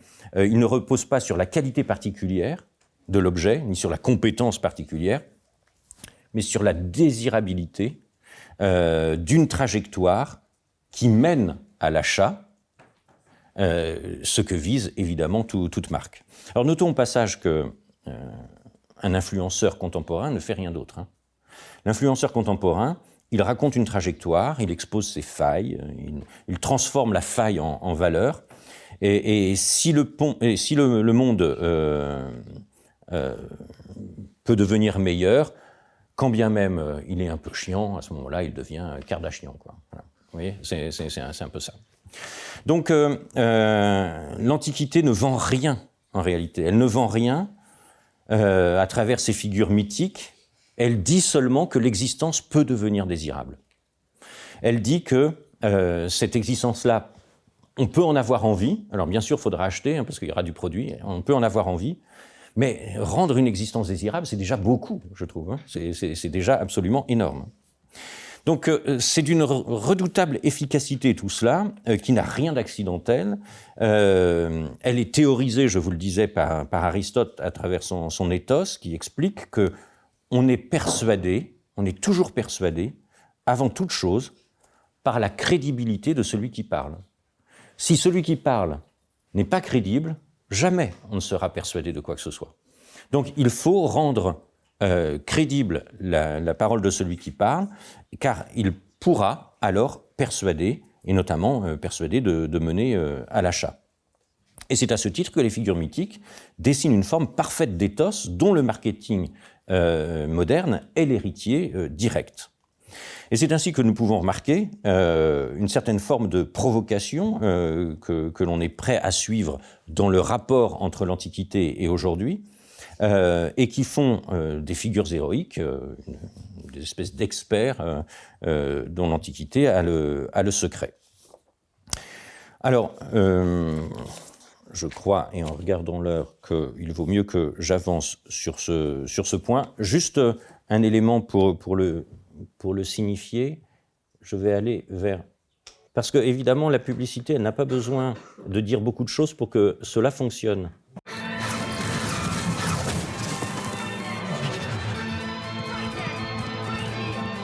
La course qui s'anime avec Rebelle du Futur qui remonte sur Lady Marianne aux prises avec Apollon et Cheval de Troie. Derrière, Soldat Poilu à leur en difficulté. Oh là là là là, terrible chute de Soldat Poilu, le numéro 4. Cheval de Troie qui en profite à l'intérieur, mais Rebelle du Futur toujours en tête qui résiste. Oui, Rebelle du Futur, le numéro 12 qui arrache la victoire. PMU. L'éthos à l'état pur, oui. C'est quoi le rapport avec l'Antiquité ? Là, ça s'appelle comment l'Odyssée. L'Odyssée. L'Odyssée. Ouais. Non, mais vous faites bien de poser la question. Mais en réalité, vous voyez, c'est exactement comme ça que ça parle. Vous pourriez me dire, d'un point de vue purement rationnel, rien à voir, je ne sais même pas ce que ça vient faire ici. Mais en réalité, vous savez que quand on est soi rationnellement tel qu'on croit se connaître, mais tout ce que nous dit Socrate depuis très longtemps, c'est d'apprendre à se connaître. Et apprendre à se connaître, c'est découvrir en soi des choses que l'on ignore. Or, vous êtes le fruit d'une culture. Même si cette culture, vous ne l'avez pas apprise à l'école, vous en avez été imprégné par des référentiels un peu partout qui vous traversent. Vous n'y pouvez rien, c'est comme ça. Mais précisément parce que c'est en vous, la publicité va venir aller les chercher alors que vous l'ignorez, et ça marchera encore mieux. Vous faire des choses sans savoir sur quoi on a appuyé pour vous faire les choses, c'est le plus sûr moyen de vous manipuler. Quand vous êtes conscient, parce que vous avez un esprit rationnel, vous prenez de la distance. Mais quand ce sont des choses souterraines que l'on va aller chercher, ça fonctionne de façon bien plus évidente. Et pourquoi spécifiquement on prend plus l'Antiquité dans les publicités? Pourquoi ça marche mieux que d'autres périodes, par exemple? Ça marche mieux parce que là, on touche à véritablement ce qui a structuré notre imaginaire, tout notre imaginaire. Encore une fois, je répète, sortez à Nantes, vous voyez, les bâtiments du 19e, il y en a beaucoup à Nantes, ce sont des bâtiments qui empruntent à des architectures qui sont antiques. Évidemment, quand on se balade, on ne se dit pas « tiens, c'est antique, c'est une référence, etc. » On ne se le dit pas. Mais ça a complètement imprégné. Les mots que vous utilisez sont des mots, quand vous allez à l'école, vous êtes dans une école. Vous savez, le mot école, ça vient de skolé en grec. Skolé, dans toutes les langues, hein, school, shul, scola, etc. Bon, ça veut dire le loisir. Il y a des écoles qui portent très bien leur nom, pas Audencia évidemment, mais Audencia. Vous êtes entre l'écoute et l'audace. Vous voyez, et vous avez des agendas, enfin je pourrais continuer à n'en plus finir. En fait, le vocabulaire que vous utilisez est un vocabulaire qui est lui-même empreint de ses racines. Évidemment, vos arrière-grands-parents et les générations encore d'avant, vous ne les connaissez pas, vous n'y pensez pas, vous ne les avez jamais connus. Mais pourtant, vous êtes le fruit de cette histoire-là. Et le réactiver, on vient tous de quelque part. Ben, nous, notre culture, elle vient de là, en grande partie. Elle ne vient pas que de là, on est d'accord, hein. L'Antiquité, c'est une source. Mais comme c'est une source qui a été réalimentée par l'histoire, par notre culture, par l'art, et Dieu sait que le continent européen est un continent d'histoire. Histoire, vous vous rappelez, hein, ça veut dire l'enquête, étymologiquement, historia. Donc, notre territoire enquête sur notre identité. Et on est pétri de cette histoire. Peut-être même, j'ai tendance à le penser de temps en temps, un peu confit dans cette histoire. L'histoire est tellement présente chez nous qu'elle nous empêche parfois de nous projeter. Nietzsche disait qu'il faut savoir oublier si on veut avancer. Eh bien, voilà, nous on est un peu confit dans cette histoire-là. Mais en réalité, qui vous êtes aujourd'hui, ce sont des choses que vous savez, que vous avez apprises, que vous pouvez rationaliser, que vous continuez de construire, mais avec, à l'intérieur, des racines profondes qui alimentent. Un arbre, quand vous allez en forêt, vous ne voyez pas ses racines. C'est pourtant ce qui explique pourquoi il va se développer de cette façon-là plutôt que d'une autre. Oui. Bon. Oui. Mais est-ce que c'est pas juste emprunter une esthétique qui correspond à des critères de beauté plus universels? Alors, on est absolument d'accord. On pourrait même dire des canons de beauté. Précisément, le mot canon, c'est canone. Hein. Ça a été théorisé dans l'Antiquité par un philosophe grec. Les canons. Oui, bien sûr. C'est tout à fait étonnant de voir que certaines œuvres, alors que ce n'est pas notre culture, nous touchent.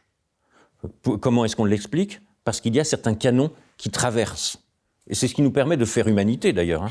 Heureusement qu'on est capable d'être touché par des œuvres qui n'appartiennent pas à notre culture référentielle.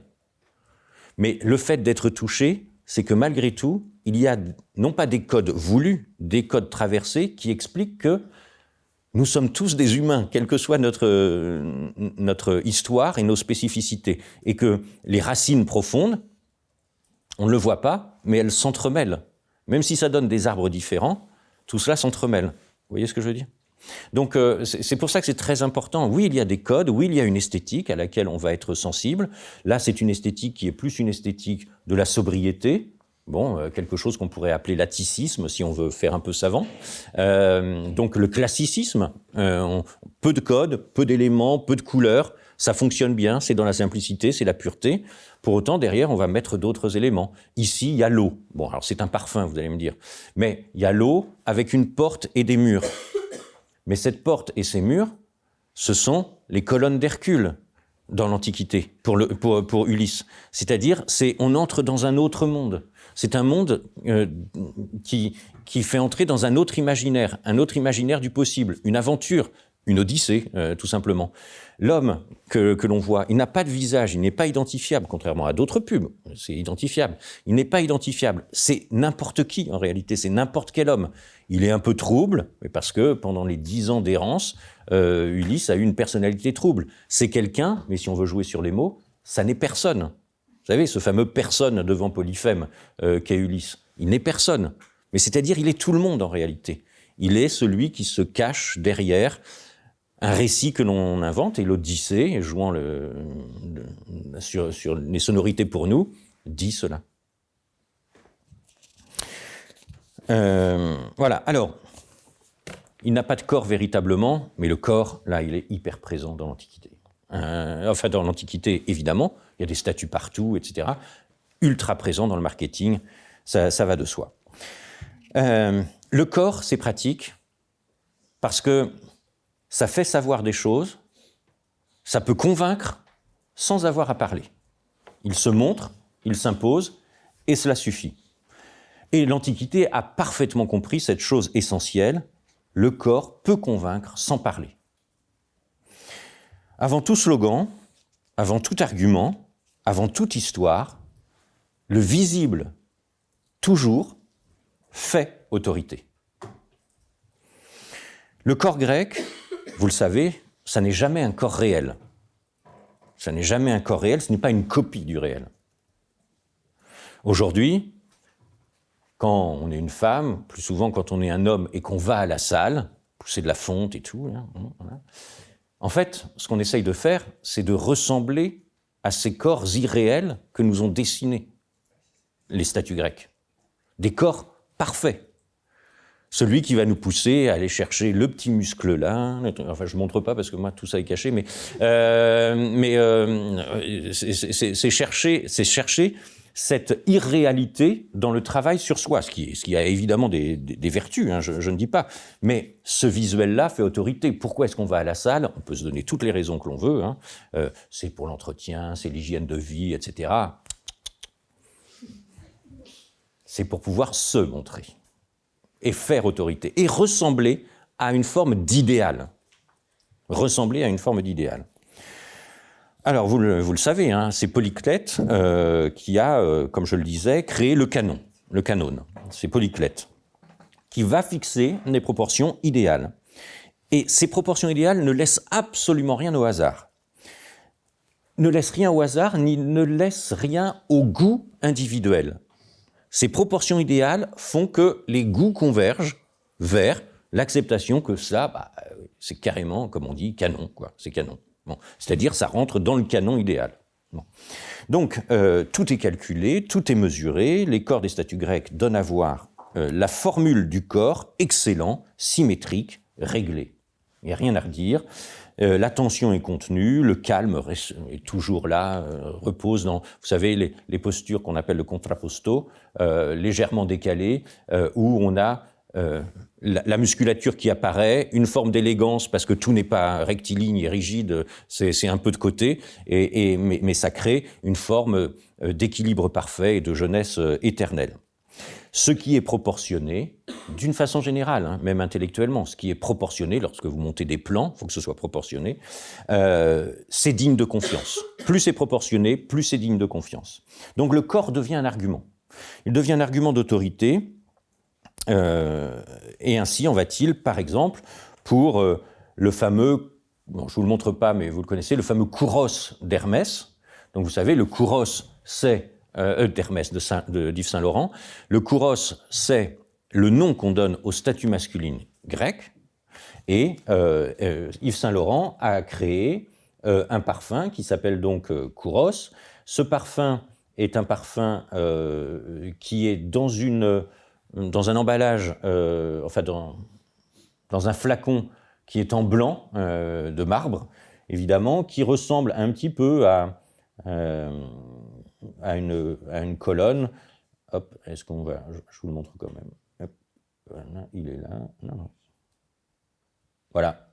Bon, là, vous avez Ça suffit, vous avez Kouros, Yves Saint-Laurent, la bouteille, vous avez le corps de cet homme, parfaitement sculpté, contrapposto, on ne montre même pas le visage complet, sauf le profil, un profil un peu grec, la mâchoire un peu carrée, enfin le truc...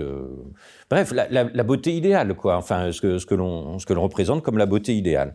Donc, il est nu, à l'évidence, donc c'est l'homme dans toute sa nudité, il n'y a pas besoin d'autre chose, hein. Ça passe de discours, ça devient désirable en soi, il n'y a même pas besoin de faire de pub supplémentaire. Donc le corps impose, il s'impose, et ça manifeste une forme d'équilibre qui est parfaitement compétent. Qui est parfaitement évidente. Et c'est ce que Bourdieu appelle la violence symbolique. La violence symbolique, c'est ça, c'est le fait de faire passer une norme sans avoir à l'argumenter.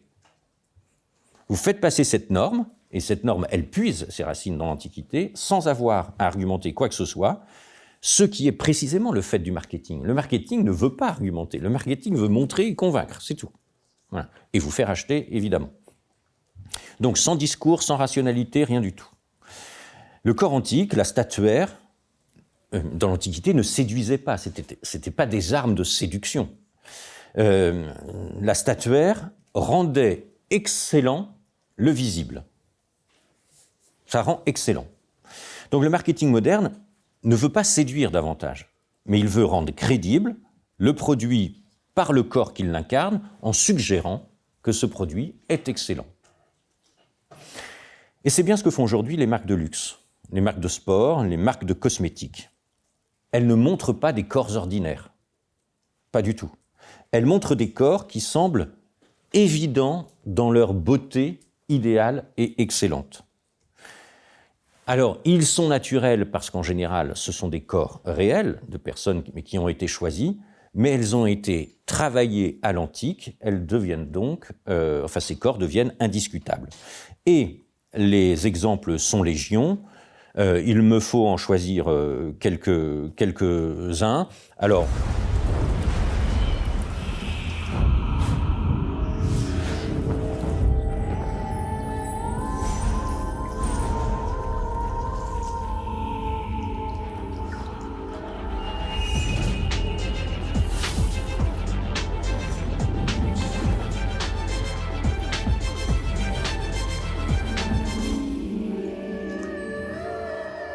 Eros pour femme, by Versace. Alors, cet Eros pour femme fait suite... Bon, Eros, ça se passe de commentaires, évidemment.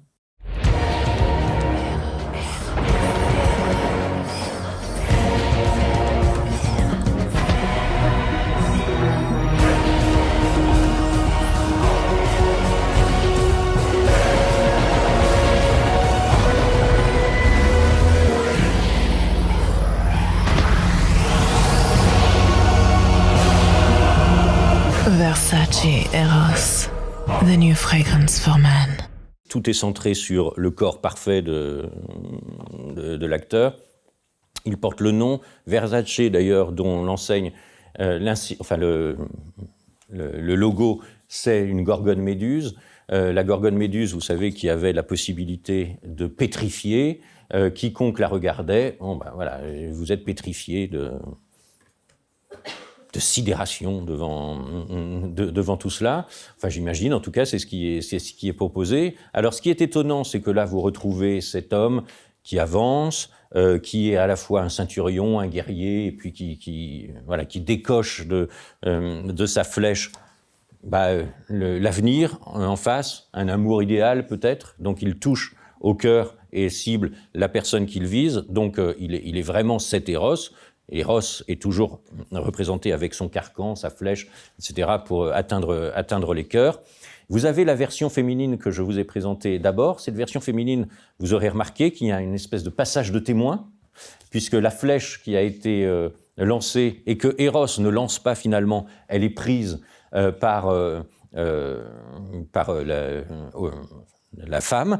Bon, alors évidemment, il y a des aspects symboliques derrière, mais on ne va pas s'étendre sur le sujet, tout le monde aura compris. D'autant que ça fait la suite, c'est vraiment une scène un peu érotico-moche, quoi. Enfin, bon, bref, mais qui montre que la femme peut prendre le pouvoir. Voilà, elle aussi, c'est une femme forte avec d'autres attributs. Plus intéressant, deux films pour Paco Rabanne. Set me free or give me death, yeah. Living good, I've been blessed, yeah. Shout out all my enemies, all the best. You can set me free or give me death, man, I'm on my way, yeah. Y'all can find out, you on time out. You been dealing with the devil, where you sign at? Yeah, oh Lord, you getting financed. Me, I'm talking ownership, baby, that's where my mind at. Try that, yeah, me, I threw my money down. And you know that it's good, we can skip the run around. And I don't need no yes, man, I'm all the way down. Yo, and I am not for sale, that's in case you couldn't tell, but y'all know better now. You can set me free or give me death, yeah. Living good, I've been blessed, yeah. Shout out all my enemies, all the best. You can set me free or give me death, man, I'm on my way, yeah. I'm on my way, yeah. Vous avez laissé le petit bonus, évidemment, parce que c'est dans le petit bonus que tout se joue. Donc, je le refais pas, je le repasse pas, vous l'avez en tête, vous l'avez déjà vu, je pense. Donc, vous avez un personnage masculin qui, dans un stade olympique, évidemment, avance, va fendre l'espace. Donc il s'avance dans l'arène, il est entouré de deux figures féminines qui sont beaucoup plus grandes que lui. Et donc on est tenté de voir que ce sont des déesses. Dans la représentation classique, la disproportion de taille font qu'il y a les humains et les déesses. Il y a donc une forme d'identification qui est possible, exactement dans le... Enfin, les Panathénées procédaient exactement de la même façon. Hein. Les héros avançaient dans les fêtes, etc. Il y avait les statues des dieux. Donc, on est dans une reproduction de la cérémoniale qui existait déjà dans l'Antiquité. Alors, ces deux femmes qui entourent le protagoniste semblent accompagner le personnage, c'est masculin, c'est vraiment le personnage masculin qui est au premier plan, rappelant d'ailleurs le rôle de certaines déesses. Ça pourrait être Athéna qui accompagne Ulysse. Vous savez, Athéna, c'est la déesse qui a accompagné Ulysse pendant tout son séjour. Donc c'est une aide aux humains, c'est une aide aux héros, on veut le protéger. Chacune s'appuie sur une lance, comme le fait d'ailleurs souvent Athéna dans les représentations traditionnelles, dont la plus célèbre, c'est l'Athéna mélancolique. Vous savez, voilà, elle est penchée là en avant, elle avance, elle réfléchit. Elles ont un voile blanc transparent qui cache tout juste leur intimité. Donc des formes très sensuelles. On est là sur des archétypes de la représentation de ce qu'est une femme, forcément sensuelle, avec des formes, et de ce qu'est un homme, forcément musclé, un héros. Bon.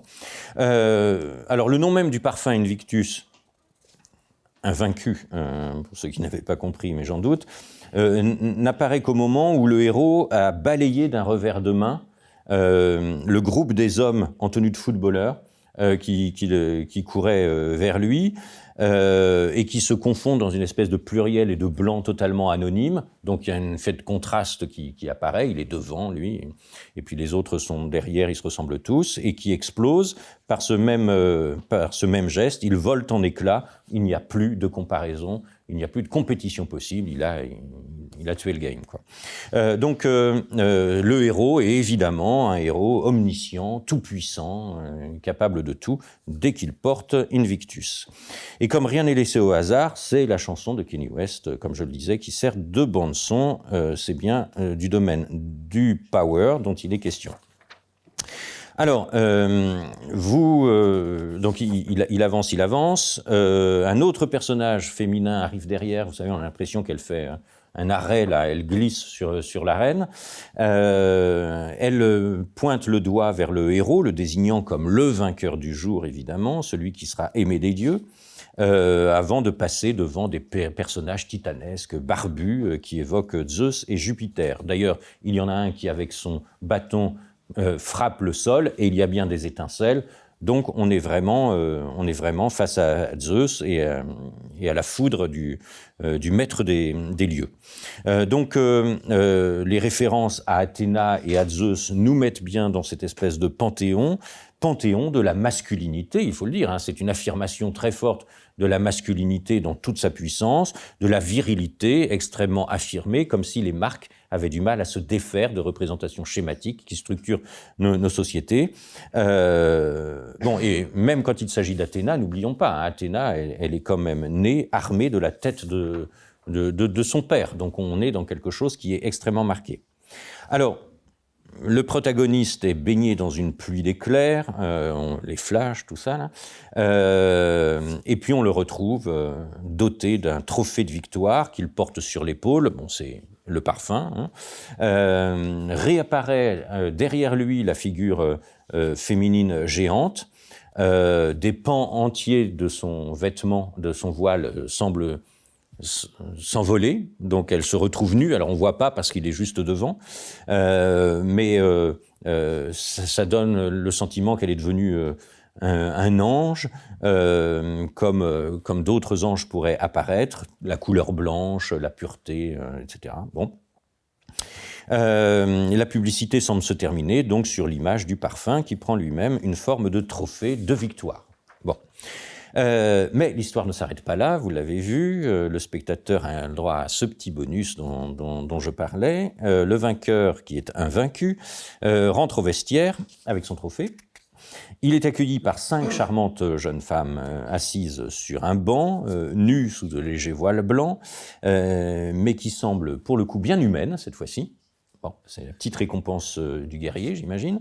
Et clairement, les références antiques sont incrustées dans le monde moderne, y compris quand on en arrive au vestiaire. Cette publicité s'inscrit vraiment dans, je le disais, une représentation du monde masculin très viril. Et c'est l'argument de vente principal, en réalité. Il faut toujours avoir une distance critique vis-à-vis de ce qui se passe, mais c'est l'argument de vente principal. Comme c'est souvent le cas d'ailleurs pour les publicités, pour les parfums, la représentation des femmes est très sensualisée, pour ne pas dire sexualisée, et on peut assez facilement parler d'un message un peu misogyne quand même. Un héros, 5 femmes qui se pâment complètement, qui... Wow, voilà, enfin bon bref. Donc faut une lecture sans doute un petit peu critique. C'est ainsi que fonctionnent les choses, mais fonctionnent peut-être un peu différemment lorsque l'on est sur le pendant féminin.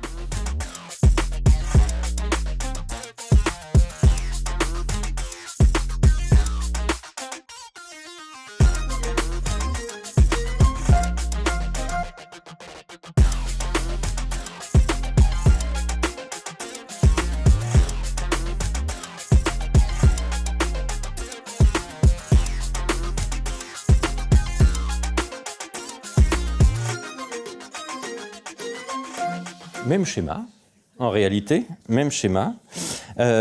Tout commence, alors dans un environnement, pour le coup, on est vraiment dans l'Olympe, là, on est sur l'Acropole, exactement, vous savez, comme pour Clio, c'était quasiment la même image. Donc, on est sur l'Acropole, mais on est plus exactement sur le mont Olympe. Les couleurs qui dominent sont ici aussi le gris, le noir, le blanc, qui inscrivent donc l'ensemble dans un univers onirique.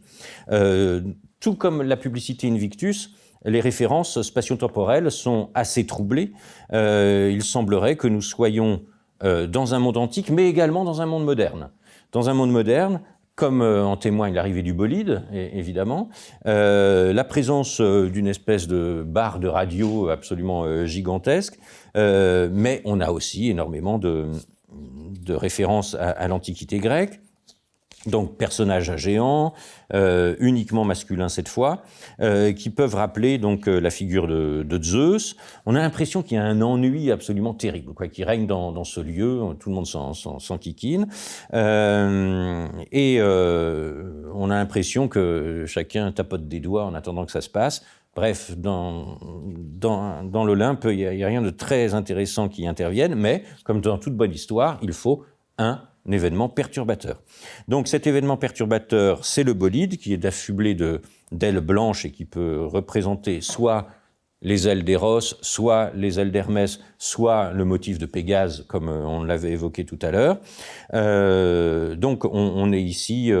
alors si c'est Hermès, savez qu'entre Hermès et Aphrodite, il y a une histoire, ça donne l'hermaphrodite.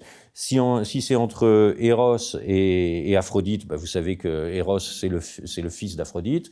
Donc, on est dans quelque chose qui, d'un point de vue mythologique, est cohérent. Donc, une belle jeune femme sort de la voiture, elle est, disons, légèrement vêtue. Elle porte ce qui s'assimilerait à une toge, enfin, c'est comme ça qu'on peut le concevoir, qui laisse entrevoir une grande partie de son corps, de son cou décolleté. Elle porte des bijoux en or, ça c'est le côté un peu éclatant, notamment une couronne dans les cheveux, comme les couronnes de laurier des vainqueurs.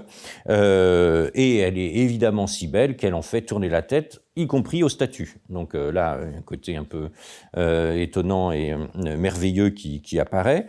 Donc, de deux choses l'une, il s'agit soit d'Hélène, la plus belle femme de l'Antiquité grecque, ou alors, assurément, il s'agit davantage d'Aphrodite. Donc, elle apparaît très sûre d'elle, elle descend les marches, elle est accompagnée au milieu de grandes statues d'empereurs romains et de dieux.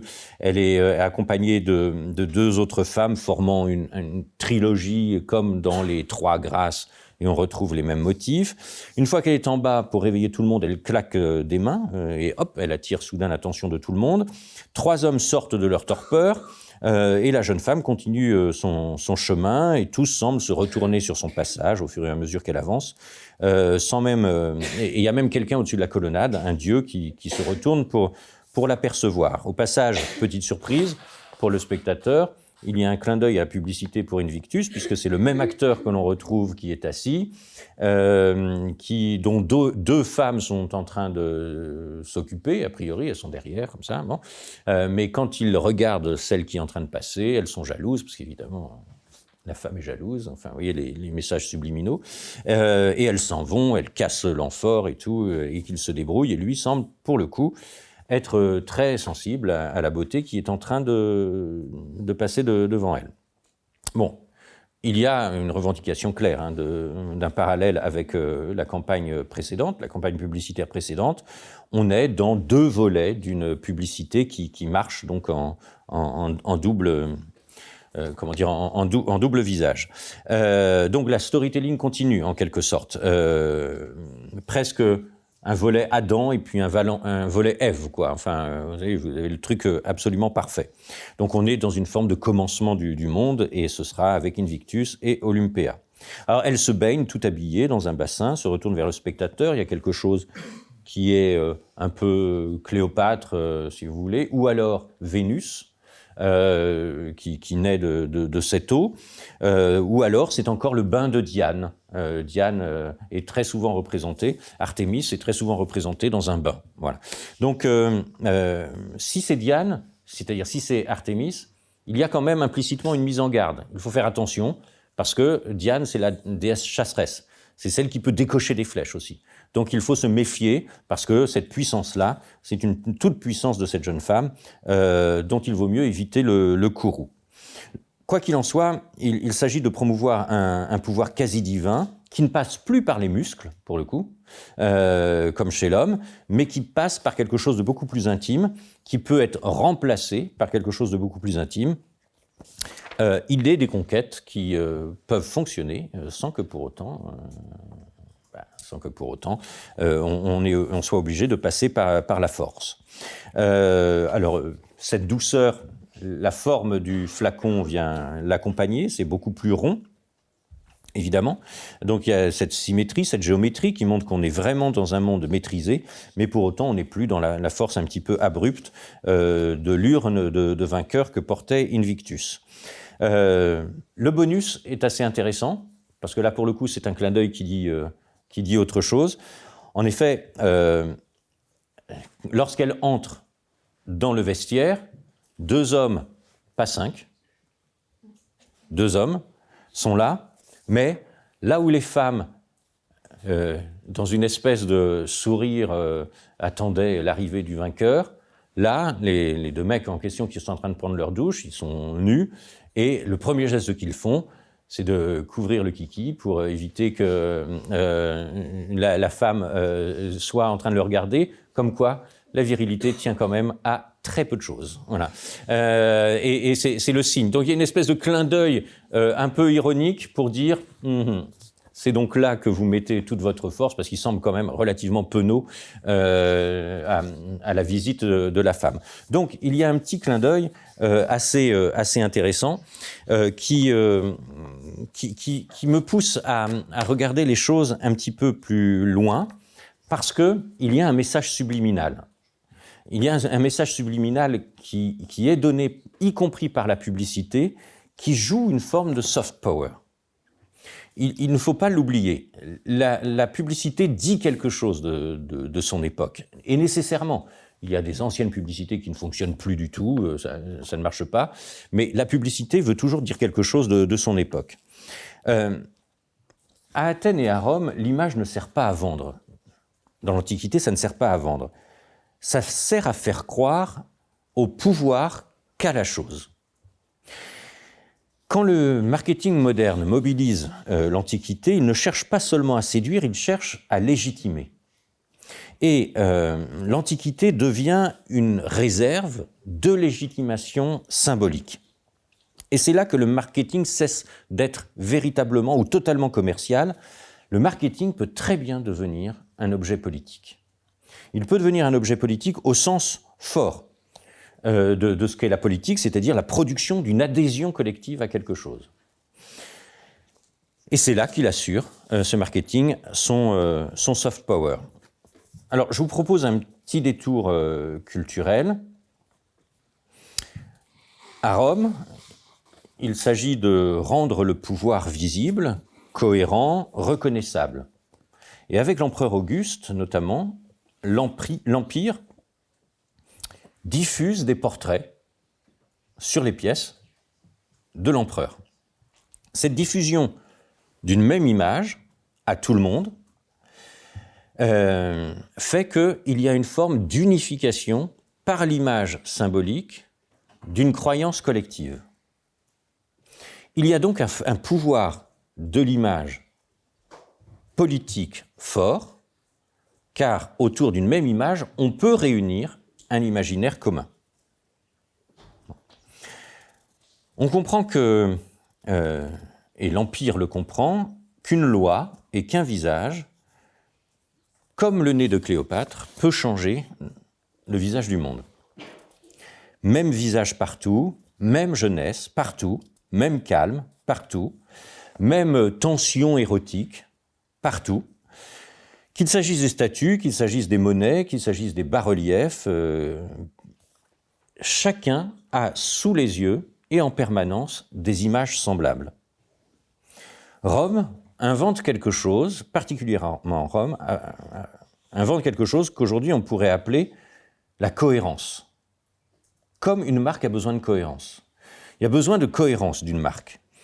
La répétition des codes pour parvenir à une reconnaissance immédiate. Pas besoin de mettre un nom. Une fois que les codes sont gravés, on reconnaît immédiatement de quoi il s'agit. Et cette identité visuelle, c'est aussi une finalité politique. Faire paraître un ordre dans lequel on est entré comme quelque chose de naturel qui fait partie de l'ordre naturel de notre environnement. L'image devient donc un moyen d'adhésion. Pour Hannah Arendt, la politique suppose un monde commun visible. Et Rome fabrique ce monde commun par l'image. Voir Auguste partout, c'est habiter symboliquement un monde, c'est habiter symboliquement son monde. Auguste habite partout, il habite notre monde, et nous habitons le monde d'Auguste. On peut alors affirmer, sans prendre un risque démesuré, que le marketing, qui convoque l'Antiquité, fait exactement la même chose. Il installe un imaginaire partagé qui dépasse le produit, qui s'inscrit ou tente de s'inscrire dans un récit de civilisation, ni plus ni moins. Et les marques s'adossent à cette imagerie pour bénéficier de ce soft power. Elles ne vendent pas seulement, elles entendent, d'une certaine manière, participer à un récit de civilisation et un récit universel. Et à ce titre, il n'est pas étonnant, évidemment, que le luxe et l'Antiquité entretiennent des relations étroites. L'Antiquité donne une profondeur historique politique qui inscrit la marque dans ce récit universel que j'évoquais et qui, d'une certaine manière, est constitutif de notre identité, une forme de soft power symbolique. C'est exactement ce que Roland Barthes, dans Mythologie, analyse. Il souligne que le mythe transforme l'histoire en nature. Quand une marque convoque l'Antiquité, elle dit quoi explicitement? Elle dit « ce que je représente a toujours existé et ça fait partie de toi ». Cela a un grand avantage, évidemment, c'est que ça désarme immédiatement la critique. Ce n'est plus une stratégie, c'est une évidence, puisque ça fait partie de nous. Et pourquoi cela se teinte-t-il de reflets politiques? Eh bien parce que la marque ne cherche pas seulement à être désirée, mais à être admise comme faisant partie d'un paysage. Elle ne vend pas un objet, elle s'installe dans ce paysage commun, quitte à bousculer d'ailleurs certains codes, afin de pousser quelques messages, quelques causes, en utilisant ces codes et parfois en les renversant. You can play the good fella, nice guys finish last. You ain't even passed the class. Matter of fact, you ain't even studied for it. Rapping just your... Je ne vais pas plus loin, vous avez compris le truc. C'est-à-dire qu'on prend les mêmes codes et là on change de dimension, si je puis dire. En fait, il y a une volonté de montrer qu'en réalité, cet imaginaire est commun et peut se transposer, et que le regard que l'on pourrait avoir sur Lizzo, qui est en duo avec Cardi B, qui est enceinte à ce moment-là, reprend exactement les mêmes codes que l'on connaît, des statuts, etc., mais en forme XXL, tout simplement parce que son obésité fait que ça s'impose dans sa personnalité. Et pour autant, on joue exactement sur la même ligne de symbolique, histoire de dire que peut-être les racines, si elles sont profondément ancrées, nous permettront de dépasser les apparences qui, elles, changent en fonction et des personnes et des époques.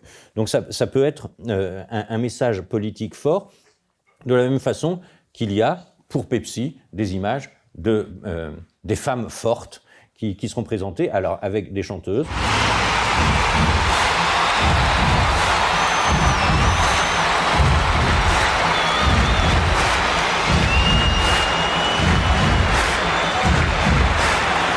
Panem and Circenses, du pain et des jeux. Du pain, c'est pour bientôt, ne vous en faites pas, le cours est bientôt terminé, vous allez pouvoir aller manger. Ça traduit, on est à la frontière entre le message politique des femmes puissantes, des femmes fortes, qui décident de ne pas faire ce que font les hommes, elles décident de ne pas se battre, elles décident au contraire de chanter ensemble, de communier. Ça renvoie à ce que Aristophane, un ancien auteur, disait, peut-être certains l'ont-ils eu d'ailleurs pour les entretiens, vos oraux d'entrée, si la guerre était faite par des femmes, ça s'appellerait la paix. Et alors c'est très joli, je ne sais pas si c'est tout à fait vrai, cela dit, enfin je ne veux pas être critique, c'est joli, mais enfin bon. Demandez à Margaret Thatcher, je crois que... Bon, bref, toujours est-il que cette idée-là est une idée éminemment politique. Et on vend du Pepsi, mais ça fait entrer Pepsi dans une autre façon de percevoir le réel. Il ancre dans une réalité de l'évolution des mœurs, tout simplement. Donc, on peut acheter l'attention de la foule par du pain et des jeux, mais surtout, on peut capter une attention politique à travers le marketing.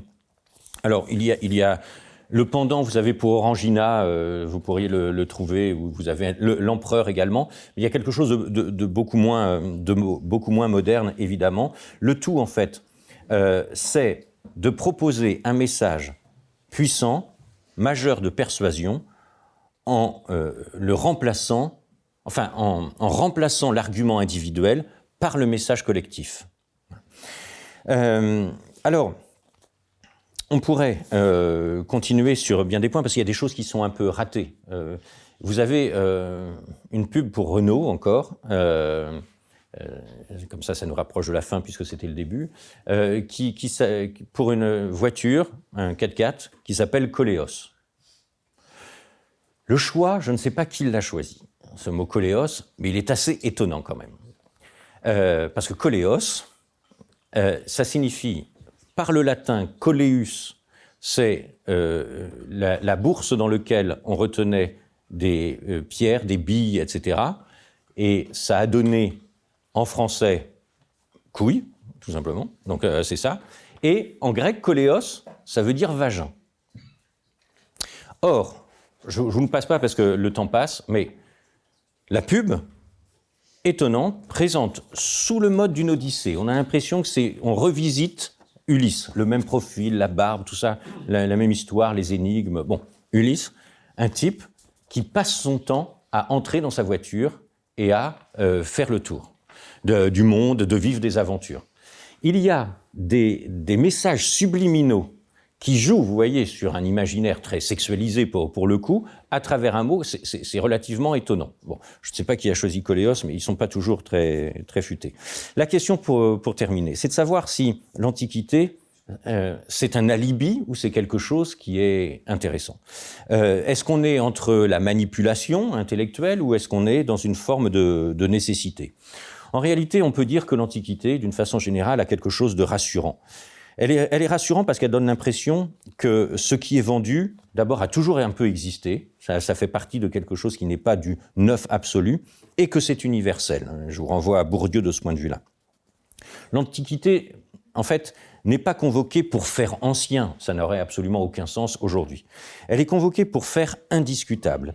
Elle est convoquée comme un cadeau des dieux, offert à l'humanité exactement comme dans une campagne de pub pour Ferrero Rocher, où on voyait que Ferrero Rocher, enfin les rochers de Ferrero étaient distribués aux hommes parce qu'ils étaient tombés de l'Olympe où on faisait la fête à longueur de temps. Donc, je voudrais terminer là-dessus en vous disant que si on imaginait une marque débarrassée de tout héritage antique au sens large, celui-là même qui, au-delà de tout référentiel explicite ou visuel, a structuré notre rapport à l'idée de héros, à l'idée de récit, à l'idée de corps idéalisé, à la promesse d'éternité à laquelle la marque lui-même aspire. Donc, s'il n'y avait pas de héros, s'il n'y avait pas de récit, s'il n'y avait pas de corps idéalisé, s'il n'y avait pas de promesse d'éternité, sans doute que la publicité, qui rend publique une chose que l'on veut acheter, serait rationnelle, mais je doute en fait qu'elle serait véritablement vendable. Ce n'est pas que l'Antiquité soit archaïque, c'est que l'homme a besoin, malgré sa volonté de modernité, de constance. Et l'Antiquité apporte ce domaine de la constance. Et à ce titre, je pourrais dire, pour terminer, que le marketing n'est peut-être pas quelque chose de moderne. Le marketing est anthropologique, en inscrivant l'aventure humaine dans un cycle narratif dont nous avons besoin, qui dessine de l'Antiquité jusqu'à aujourd'hui une précieuse odyssée, qui, comme l'Odyssée de Cartier, je n'ai pas le temps de vous le proposer, vous avez l'Odyssée de Cartier, c'est vraiment un très beau film, dit quelque chose de notre époque. Une époque qui a besoin, par des effets marketing, de se donner une certaine forme d'éclat, de se rattacher à quelque chose quand l'avenir est un peu trouble et inquiétant. Ce qui rassure le plus, c'est sans doute de replonger dans l'univers mythique de l'Antiquité. Voilà, je vous remercie beaucoup. Je suis Frédéric Bretéché, je suis d'abord professeur de culture générale, et ça c'est ce qui a fait mon identité depuis près de 30 ans. En réalité, ça fait 5 ans que je travaille véritablement à Audencia, que j'y donne des cours et surtout que j'accompagne certaines décisions qui sont prises. Je fais partie de plusieurs copiles dans lesquelles on s'interroge assez régulièrement, la belle articulation entre la classe préparatoire et puis les programmes grande école. Donc mon rôle, il est là, en fait, d'assurer une espèce de vision qui permette que, sans parler d'un passage naturel, d'inscrire le continuum au cœur de la réflexion d'Audencia entre les classes préparatoires qui forment 100% de la première année et puis le programme grande école. Et le fait de pouvoir intervenir dans des cours comme des masterclass ou d'avoir un regard à la fois à côté mais dedans permet de marcher véritablement sur les deux jambes et d'avancer un peu confiant vers l'avenir. C'est vrai que c'est ce qui m'a séduit à Audencia, je ne vais pas mentir. Alors, je vois aujourd'hui dans beaucoup d'écoles se développer des expérimentations sur la culture générale et très honnêtement, je m'en réjouis parce que plus la culture générale, plus la proximité avec la culture d'une façon large, la littérature, la philosophie, le cinéma sont présents auprès des étudiants, mieux c'est. Mais la spécificité d'Audencia, c'est que ça fait plus de 20 ans que ces enseignements sont inscrits au cœur même, ça fait partie de l'ADN de l'école, avec un nombre considérable de cours qu'on appelle transversaux, qui ne sont pas seulement à la disponibilité des étudiants, c'est un catalogue d'offres dans lesquelles les étudiants doivent absolument piocher pour enrichir leur cursus. Cela vient compléter le dispositif, tout simplement parce que c'est une approche à côté, qui ouvre d'autres champs et qui permet sans doute de faire le lien dans une forme d'intelligence, ça c'est le sens du mot intelligence, entre des choses que l'on ne voit pas nécessairement, qui nous étonnent même parfois. On est étonné, il y a de quoi être étonné de voir la présence de l'Antiquité, des référentiels antiques à l'intérieur de notre actualité. Tout, y compris dans les jeux vidéo, quand on va voir Assassin's Creed par exemple, on a tout un référentiel qui fait appel à l'Antiquité. Donc pourquoi ? C'est ce pourquoi en fait, comme toujours d'ailleurs chez moi, qui motive ma volonté de réfléchir à cela et de proposer aux étudiants cette réflexion. Oui, un nouveau cours va être proposé l'année prochaine sous forme de masterclass, plusieurs masterclass dont la spécificité sera d'être à deux voix avec des anciens étudiants que j'ai pu avoir, qui aujourd'hui sont des professionnels et avec qui j'ai l'intention de dialoguer autour d'œuvres lues, vues en commun, pour montrer comment s'articule cet héritage culturel qui a été le leur et que j'ai pu le rapporter lorsque j'étais avec eux en cours, et ce qu'ils en ont fait aujourd'hui. Donc le but de ce cours va être d'être, je l'espère, un peu inspirant pour tous les étudiants qui pourront y assister, parce que précisément ça donne le sens de ce qu'est la culture générale, c'est-à-dire quelque chose de vivant qui se tisse tout au long de la vie et qui se réalimente régulièrement en fonction de nos expériences.